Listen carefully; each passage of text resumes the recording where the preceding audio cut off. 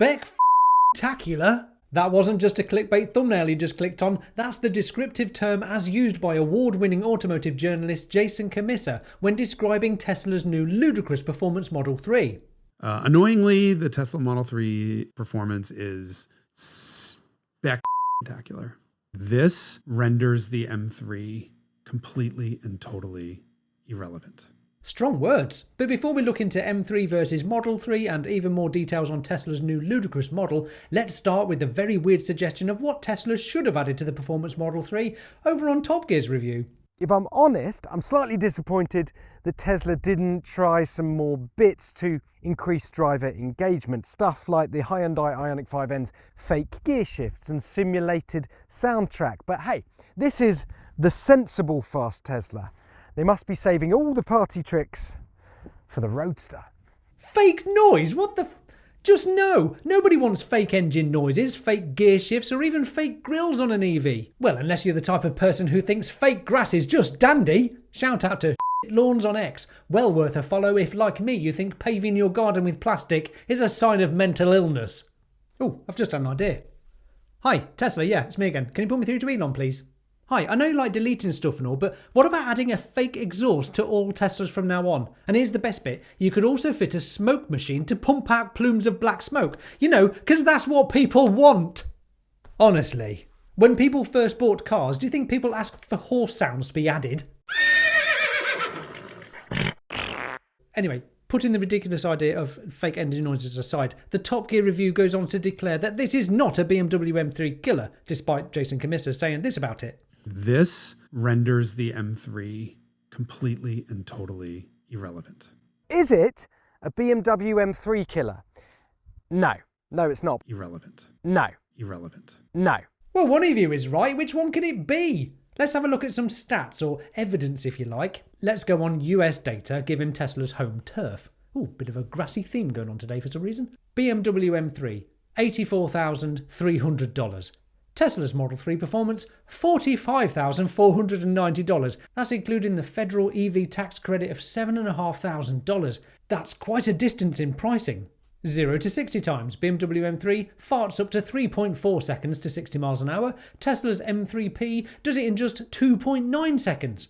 Let's see the vast difference in weight, shall we? We are, after all, considering an electric car versus just an internal combustion engine. There must be a massive difference. BMW 1,809 kilograms, Tesla 1,829 kilograms. That's just 20 kilograms difference. That's the same weight as a roll of turf. What about horsepower? BMW 503, Tesla 510. What do they both run on again? The BMW runs on petrol. You can't make your own. But the Tesla runs on electricity. Can make your own. There's a whopping 46% difference in price in the US at least, yet the more affordable one receives better performance, more power, greater tech, app, user interface and over-the-air updates, autonomous capabilities, greater internal space and storage, obviously no emissions over the lifetime of the Tesla. You can power it using solar panels if you like, or just the electricity grid which is getting cleaner by the day in many countries thanks to renewable energy. Just how far are people willing to go to cling on to their dead horse? Double the price for a more inferior product? Weird. Here's a short supercut of Jason Kissa discussing the Model 3 performance taken from the Carmudgeon podcast. I'll link in the description below for the full version, but this really says it all. So first things first, they wanted to differentiate the car visually from the regular Model 3 long range and base. So it gets a unique front bumper and fascia with like a spoiler. It gets a unique rear bumper and fascia with a diffuser, a spoiler in the back, different wheels, big brakes, same as the old performance brakes, and then the badge. And then inside, when you're sitting there, there's a sort of a blade on the dashboard. That's a carbon blade. But most important, it gets awesome seats. And it's one of those things we don't think about. But if you really do think about it, like what's the one thing that every performance variant of any car has? Like you get a Sport GTI seats. because of the plaid cloth seats. And these seats are fantastic. They are really, really aggressively bolstered, but soft. So apparently the engineers snuck into the Model 3 chassis from the get-go the ability to have staggered tires. So it's staggered tires, forged wheels, rides like $1 million. The overall interior Highland upgrades that they made just make it a nice car now. NVH, great ride, superb seats, amazing. Screen and all the infotainment, great. It's all one cohesive package. And then any bump is one and done. No matter what I hit, just whoop, done. And no repeats, no reverberations, no bouncing, no heaving, just spectacular. And then, of course, there's the power. 510 horsepower. The whole car weighs 3 kilos more than the last one. So right around 4,000 pounds, 4,050 pounds. Is it that light? Mm-hmm. Yeah. I mean, this is the joke. These cars, all the EVs get all this reputation for being so stupid heavy. But the M3 is now heavier. And the C63 AMG, which I haven't driven yet, is 5,000 pounds. With four cylinders. With electric motors and four-wheel drive and turbos and blah, blah, blah, blah, blah. That's interesting. I just flat-footed and holy shit. I mean, you get a crack through the whole chassis because of how violently it engages those motors. And there's none of this 0 to 40 mile an hour build. It's max by probably 20. I mean, you can't tell. It all happens so fast you can't really tell. And then just doesn't stop pulling. But at highway and highway passing speeds, outer space wow, school. It is not plaid fast, but fast, genuinely fast. This renders the M3 completely and totally irrelevant. The car that we were driving was under 60 grand.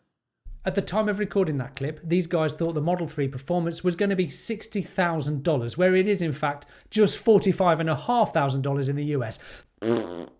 How does any car company compete with that kind of value? I'll give you a clue. They don't. The car that we were driving was under 60 grand. Oh, seems cheap. Because don't M3s kind of automatically end up around like 80 or 90? 100.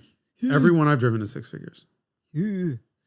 There's no longer a discussion. Like the everyday enthusiast car has been defined by the Tesla Model 3 performance. Like, I don't know. It's very upsetting.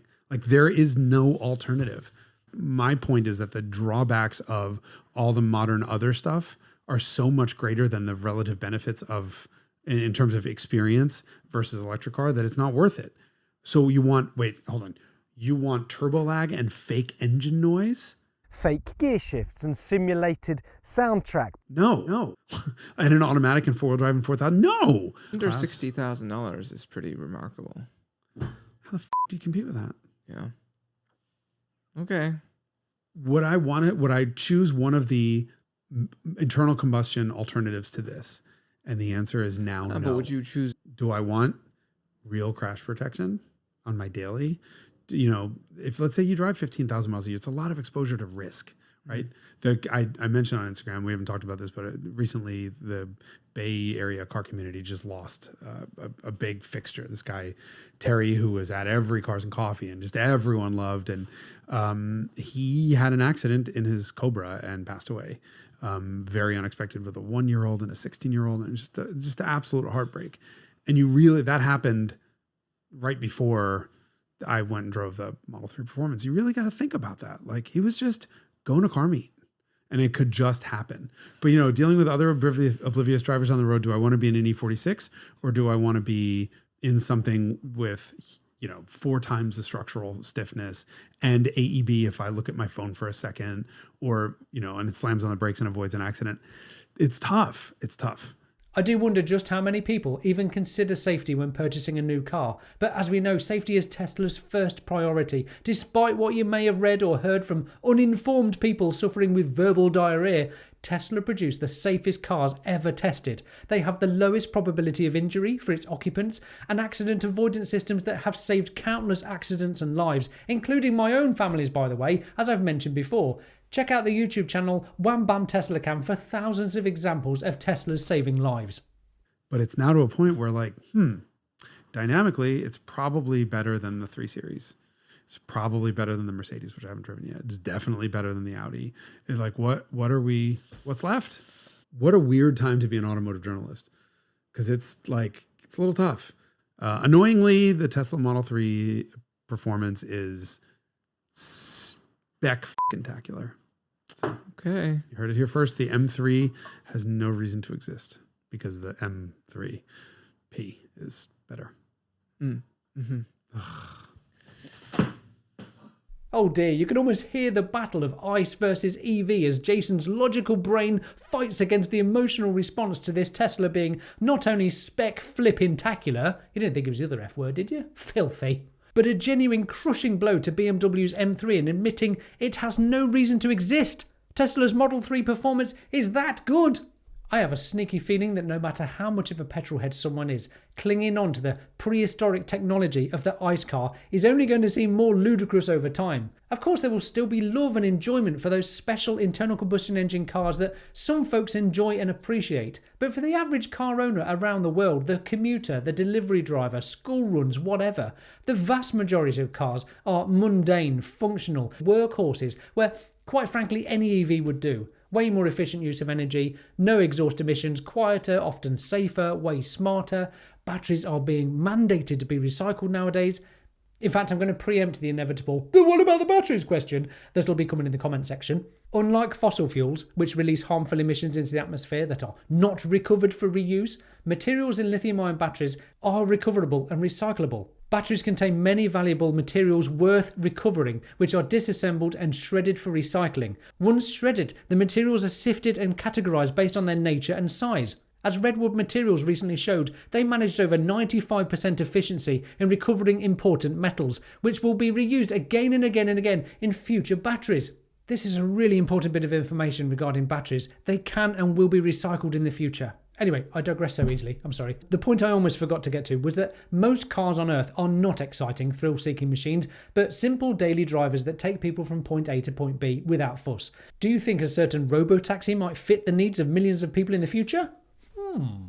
So it's fair to say that Jason Kissa rather liked the new Model 3 performance, and how could he not? Tesla have upgraded everything that matters from the original Model 3. The now stunning interior, sleek new looks, performance upgrades and capabilities, the refinement and ride quality, the extra features such as rear screen ventilated seats and an even better sound system. Who knew that was even possible? Let alone more range, greater value than ever, and now this ludicrous edition that gets sport seats, body kit, upgraded brakes and suspension, and a 2.9 second 0 to 60 time, making it even quicker than a $237,500 McLaren Artura. That's embarrassing, isn't it?